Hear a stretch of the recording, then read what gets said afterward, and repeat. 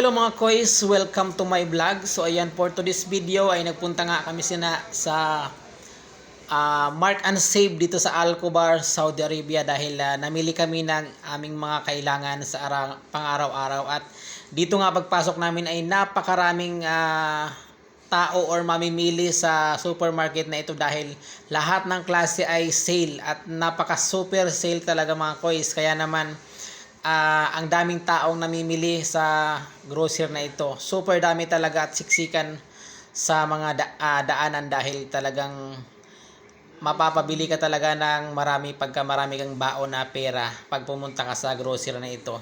Ang mga damit nga ay napakamura at yung mga kasama ko ay bumili din sila, si Benji at si Christian.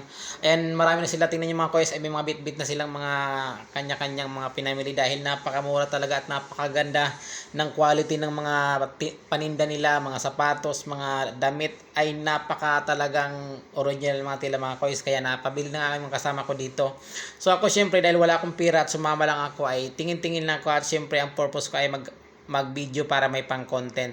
So mga koys, ayan, kung gusto niyo pumunta dito, sa mga nandito sa Saudi Arabia, sa Al-Khobar, ayan, kung gusto niyo makamura at makabili ng mga magandang quality ng mga sapatos at damit, tsinelas at mga clothes, ay pumunta na kayo sa Mark and Save dito sa Al-Khobar. Malapit lang siya.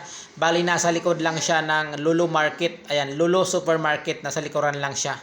Ang Mark and Save. Ayan, napaka talaga mga koys, napakamura ng mabilihin dahil super duper sale nga pala mga koys.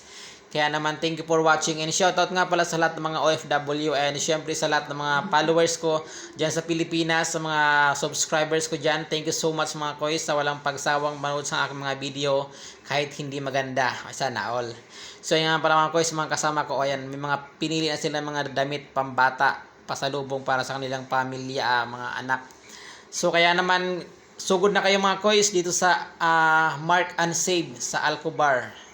Nasa likod siya ng Lulu Supermarket. Napakaganda. Tingnan nyo yung mga mga koys o mga jacket, mga pantalon ay napakamura talaga.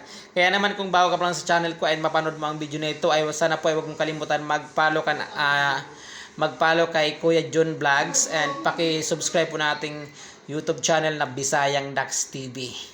So, nakakapagod nga pala mga ikot-ikot mga koys kasi napakalapad or napakalawak ng supermarket na ito. Kaya naman kalat-kalat yung mga bilihin, kaya naman kami ipaikot-ikot din. So bali sa place na ito ay puro damitan mga koys. Sa place na ito napakalawak ay puro damitan, and sa gitna, sa sunod naman ay mga sapatos, and sa gitna ay mga grocery, at sa pinakadulo ay mga ulam, mga prutas at mga karne. So bali napakalawak ng supermarket na ito. Kaya naman ayan, paikot kami ng paikot. So syempre magkapal nga pala mga koys ang buho ko dyan, kaya hindi pa ako nagpapagupit 3 buwan na kasi nasayang yung pera. So yung kasama ko nasa likuran ko si Christian at si Benji. Ayan, shoutout sa mga kasama ko and syempre shoutout sa mga family nila. Wow.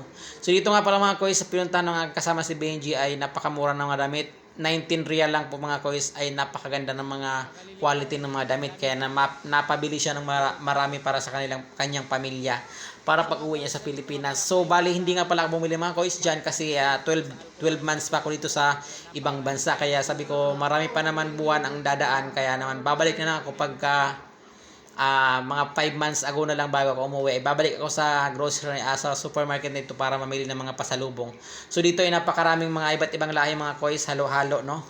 So dami-daming ibang lahi dito sa supermarket na ito, syempre nandito sa Saudi Arabia.